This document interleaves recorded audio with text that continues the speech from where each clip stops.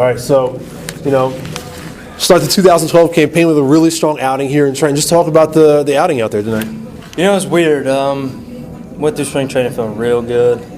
Everything was working really well. And then I get out here tonight, and it's one of those nights I just didn't feel like I had my best stuff. I really didn't. But I was able to battle through pretty well, and everything turned out great.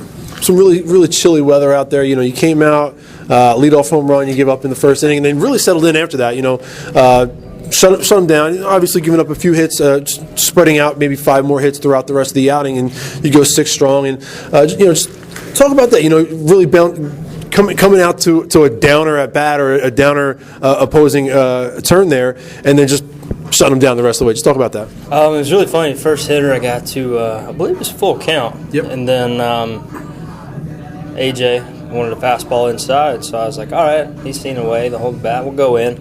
And I was telling myself, because I know one of them got me in spring training in my last outing, so I was like, I threw it down to a lefty, which isn't the best spot to throw it, so I was like, I'm not going to throw this one down. I let go of it, and I was like, well, middle of the plate's not the best place to throw it either. And sure enough, he let go of it. But after that, I just kind of calmed down. Next guy got a little single and broken bat, but nothing I can do about that. And then start throwing that sinker. That gets me out of a lot of jams. Now, just talking about your repertoire there a little bit, this is something I think we spoke about last year here. You mentioned and spoke about before about changing up the grip on your changeup. Now, off-speed pitches kind of seem to be the go-to thing. Obviously, the number one, you throw that most often, but then the other stuff you spread out to try to confuse them, keep them guessing, things like that. Just talk about where your changeup is, how important that is to your repertoire. Changeup's been great. I leave it arm side a couple of times here and there, but for the most part, that's been my best pitch. Probably through spring, I threw it really well, but like I said, my sinker is what I go to the most, especially that last inning I threw. Hit the guy on the first pitch, horrible curveball. I'm not even sure I wanted to throw it when I threw it, but after that, I was like, you know what, it's getting late in the game, sinker's going to start moving a little more, and sure enough, ground ball double play, gave it another base hit, and then another ground ball, so. Just enables you to keep that confidence going, right? Yeah, absolutely. That's the best part. Yeah.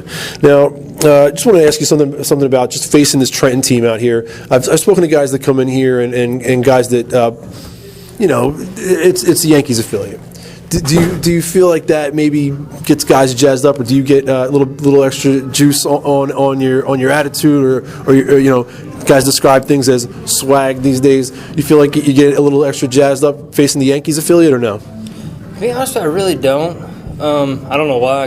When I first started throwing, especially my first year in high A, I remember seeing the Yankees, and I'm like, oh, man. But I think it just kind of died down for me. I really don't feel that extra juice when I face these guys. It's all right. Division rival, though, maybe that does it for you. Yeah, that, every game's important, that's obvious, but when you come in here, you really want to beat these guys. Yeah. Because, everybody knows who the Yankees are. They've got 27 rings to prove it, but when you come in here, you really want to beat them, hands down. Well, speaking of rings, you're on Twitter, and you tweeted out a picture in the past week or two of your Eastern League championship ring. How important is that ring to you, and how proud of you are? How proud are you of that accomplishment? I'm so proud. When we got the rings, I'm not sure I took it off when I had it, but I sent it home. I just didn't want to travel with it. But it means a lot to me because I never won anything in high school. I never won anything in college. And then coming here last year, and we had an unbelievable team. We gelled really well together. We had a lot of fun, and just winning the ring capped off such a great year. Now, you mentioned sending that home. Who does that go home to? Does that go home to the parents, and they get to throw it in the trophy case? Yeah, they get to throw it in the old trophy case until I get home. Are they showing it off at all? They might. I don't know. They probably are. All right. Now, just wanted to ask you about. You mentioned special team last year and just accomplishing things with those guys. Do you feel like I've spoken to guys that win rings, and there's a Class A team here in Jersey. It's a Phillies affiliate, Lakewood. They won 2 in a row in 2009, 2010, and those guys will tell me. And actually, Darnode and Ghost were on one of those teams together, and they talk about being bonded their whole roster being bonded forever, and they're all friends, and they'll always stay in touch because they had those deep runs. And it's only an extra 2 weeks of games, 11 days worth of games, but it's really special to share all those parties and celebrations and just all that. Just talk about that. Do you feel like you guys are bonded forever? I really do. I mean, we had an unbelievable team. Everybody had fun together. Like you said, the celebrations they're always going to be fun. But, I mean, yeah, I talked to some of the guys in the offseason, and I mean, it's hard to describe how that feels because for me, those last month of the season, I had so much fun. So much fun. Well, absolutely. Now, just taking a step or two back, we mentioned Twitter. Now, you're big on Twitter. A lot of guys have accounts, but guys like Mac Dizzle, he's in there. He's not on it too often. He's got it, but it's kind of a formality. Just every now and again, you're on it. You're kind of big on it. There's guys that are more into it than others. Just how do you feel about it? Some guys describe it as their opportunity to bond with the fans, and other guys describe it as an opportunity to build a brand. How do you feel about it? For me, I just like talking to the fans. I don't really. If I see something or I'm feeling something, I'll tweet about it. But for me, the big thing is just I like hearing from the fans. That's my big thing. All right, and then a couple small last things for you. Just wanted to ask you, and thank you for taking the time. Appreciate it. Goals for this year. Clearly, everybody's always focused on taking the next step and things like that. Just talk about what your goals are this year.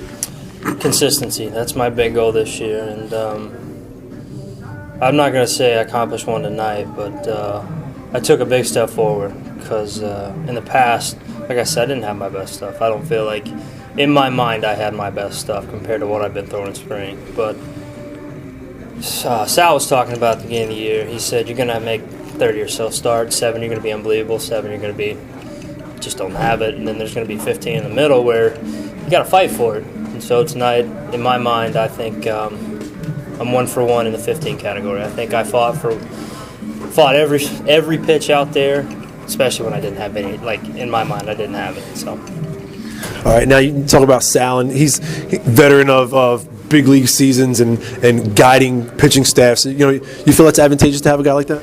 Sal's unbelievable. I mean, especially when we get a chance, we always talk pitching, and it's actually funny because last night before I got on the bus, I was sitting on the training room table just talking to Tarpey, and Sal walks in.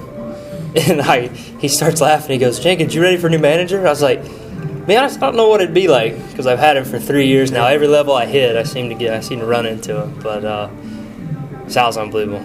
Makes it easy to play the game. Makes it a fun atmosphere in the clubhouse. He keeps it real and a wealth of knowledge.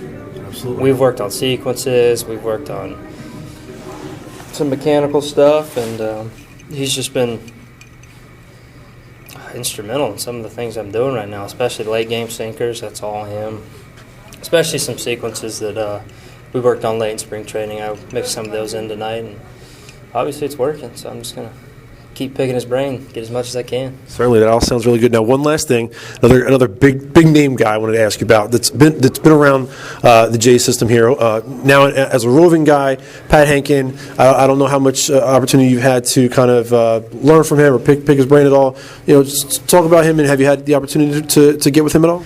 I've got with him some in instructs, and then past 2 years in a big league camp, I've been around him, and he's an awesome guy. I mean, he was probably a fun guy to have around. But I mean, he knows his stuff, absolutely, and he's definitely helped me along the way. Especially, he was I remember he was roving when I was in Lansing. He came in as a pitching coach when I threw my last outing up in Lansing, and I had like a night I had here, except I gave up like 4 runs in like 5 innings, and I walked in, I was like, man, I didn't have it. And he goes, that's going to make or break you right there. He's like, the days that you don't have it, you got to strap it on, and you got to fight your way through the game. And he goes, that's what's going to get you the big leagues. And so, I mean, he was definitely instrumental in helping me realize that you don't have it every night. You just got to fight for it. Well, it sounds like you got a lot of great guys to learn from. Absolutely. I wish you great luck. Thank you so much for the time. Absolutely. Appreciate it.